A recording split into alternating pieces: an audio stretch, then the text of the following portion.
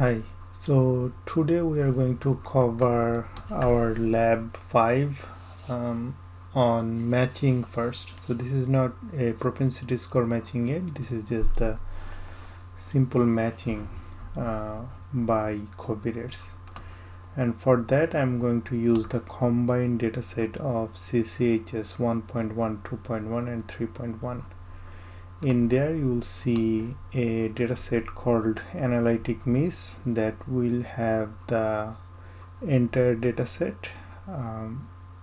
No subjects were deleted because there was any missing values, and there is this analytic 2 which is a complete case analysis dataset of this particular data.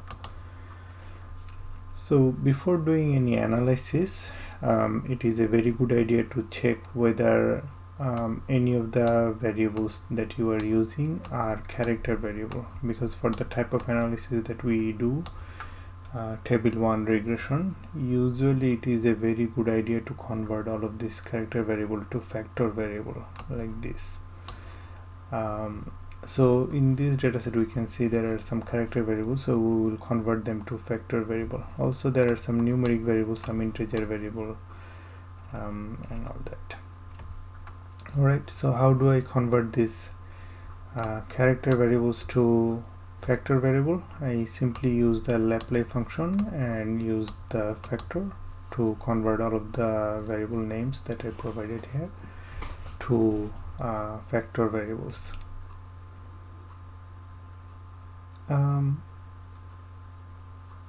Also, for some of the analysis and packages we are going to use, at least for the outcome variable and the exposure variable, it is probably a very good idea to convert the character variables as the numeric variables. Say for example, when I have osteoarthritis equals OA, every time I write the formula I will have to write the whole thing.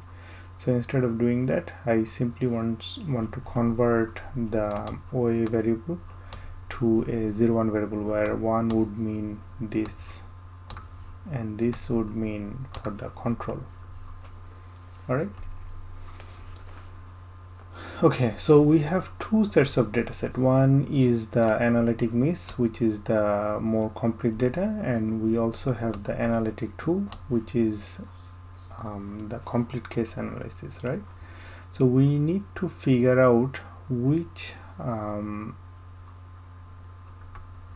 subjects were missing when we did the complete case analysis.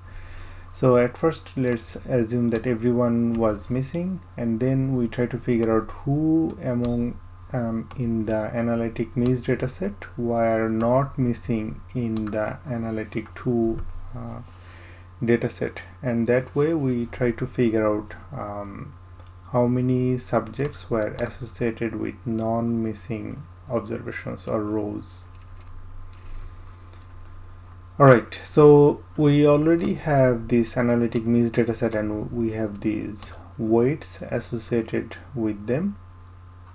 We can create a design object using the survey design function, and we can extract the weights using the weights function, right?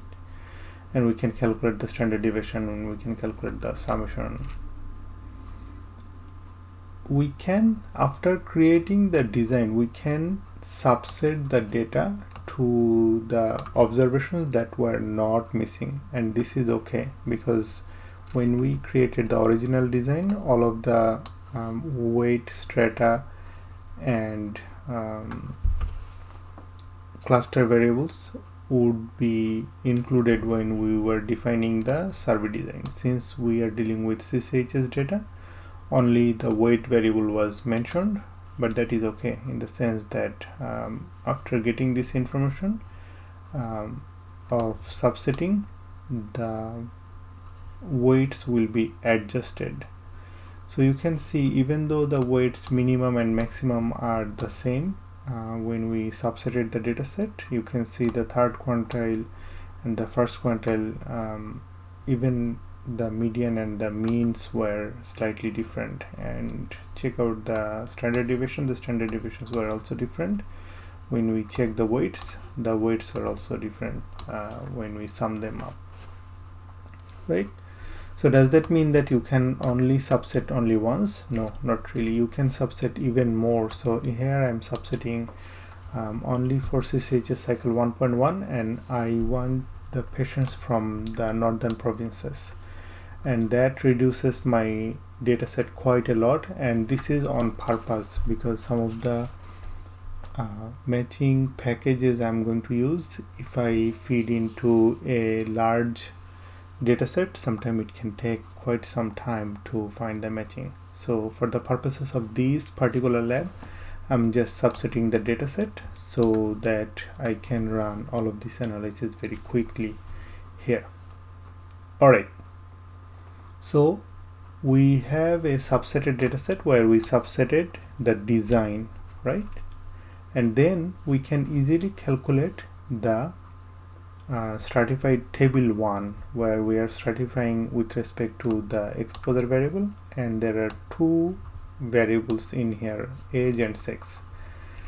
And we can also fit the general regression, because our cardiovascular event was the outcome, OA was the exposure, and we can adjust for whatever confounder we think we have in our dataset, and that would give us the odds ratio of 0.89, right? So we have first took a look at the weights, and then we created the design, and after creating the design we subsetted not only once, we subsetted actually multiple times, but that would preserve the integrity of the design because we are subsetting the design, and then we are doing the table 1 as well as the regression analysis, right? Okay, so how does this matching really work? So to explain that, see, I'm switching gear here.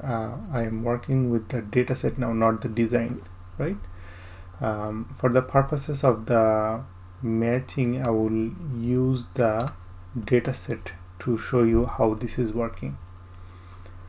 So when we cross-tabulate the exposure as well as one variable, the age variable, we can see this 65 plus and teen category has 0 cells, everything else is good. If I'm just matching with respect to this age variable, I can see everybody is matched, nobody is left out. Remember that I'm matching only with respect to age. That means what? I will take these people and I will match with these people. I will not match these because there are no people over here. So even though there are 7 categories, 1, 2, 3, 4, 5, 6, 7, I am only getting exact subclass equal to 5 because I have only subjects in these 5 categories. Alright, so let us try to expand that. Now I am expanding to age and sex, right? So this is the age and this is the sex variables value. This is the age and this is the sex variables value. So for every combination I can see there are some subjects in there. There are in total 10 subclasses that I can have, and when I use the matchit function from the matchit package using the exact method using age and sex, I can see I can get 10 subclasses as well. So there were 10 possible subclasses and I got observations from 10 classes, so nobody was left out, everybody was matched. Let us consider 3 matching variables. Now I have age, then sex, and then stress variable, right? In total I have 20 different possibilities, and then you can see that some of those possibilities are associated with 0, 1, 2, 3, 4. So out of these 20 possibilities, I have these 4 possibilities 0. So my matching should give me 16 subclasses. And I use the match it function. I use the age, sex and stress as the formula, and you can see here I have 16 exact subclasses. So what does that mean? There will be some people who will not be matched anymore because there were, say, one person in this category, but maybe on the counterfactual category there was none. Alright, now I'm incrementally increasing the number of variables. Now I'm considering 4 matching variables. In total there are 76 possibilities of the combination, but I am getting subjects from only 37 of them. So you can see with the increase of the numbers, previously I deleted only 97 with 3 variables. With 4 variables I'm deleting more than 500. With 5 variables there are even more categories, and I am deleting even more subjects, not only in the control but also in the treated group, because there was no match. So you can imagine, if you keep increasing the number of variables, you will be seeing more and more unmatched groups. So that means what? That means if you have a long list of covariates, and maybe, say for example, for some of the covariates that are multi-category, then you are losing a lot of subjects when you are trying to do all this kind of matching, exact matching to be exact. If you have a continuous variable, these unmatched category will drastically increase, and the number of people that will be matched will be drastically limited. So you can imagine from this exercise that when you only have, how many variables here, 6 variables, you are losing most of the subjects, and you are only matching 300 something. And you can see only 62 of them are in the OA group, and rest of them are in the control group. So based on this group, you can do the regression. But before going to the regression, let me show you something about this particular table. So in this table, when I am creating the table 1, you can already see there are some 0 cells in here. There are some other 0 cells in here, right? So what will happen if we try to do regression with this kind of category? So before running the regression, it is important to understand that this analysis, this matching that we were doing it in a data set, not a design, right?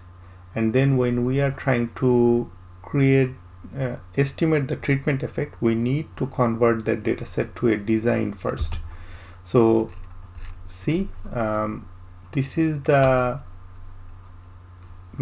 formula that we were using. We were using 6 different matching variables, and then we got a matched data out of this object that we have created, and we are saving this as OSCVD match.11n, right?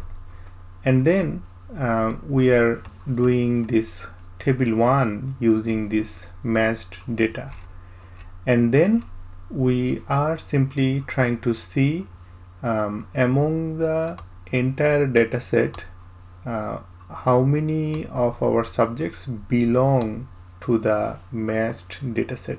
So the idea is very simple.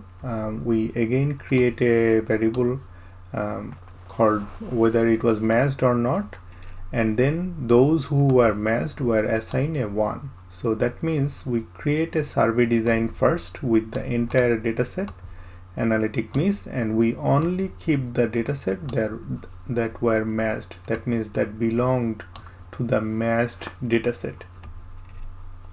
So this is the crude analysis. I am just comparing between CVD and OA, and I get the odds ratio of 3 point something. When I do the adjusted analysis, I get the odds ratio of 2 point something, right? But look at this particular table. See, this is the odds ratio. this is a very big number. This is the odds ratio, very big number. This is the odds ratio, very big number, very big number. And these big numbers are associated with what? Some of those categories where we had some zero cells, right? Age had some zero cell, education had some zero cells, and the corresponding confidence intervals are also unreportable. So you can imagine that when we are doing matching, exact matching with many variables, the outcome regression will give you some nonsensical results, right? So that is one of our motivation to work with propensity score analysis that we will see in our next lab. And also, when we increase the number of variables even more, then often it will be the case that there are only 11 subjects who are matched from the control and 11 subjects matched from the treated. And in that case, you will see there are a lot of zero variables here and there. And after that, when you try to get the treatment effect estimate out of this 22 subjects only, you will see there will be some error message saying that there are not enough categories in both of the categories of a variable to run this regression. So that will be the problem. If you have only 22 subjects, the regression will not even run. So that gives us the motivation to work with propensity score that helps us work with only one variable instead of all of these many variables that we are considering here. Instead of all of these variables, we will condense them into one index variable, and that will be the subject of our next lab.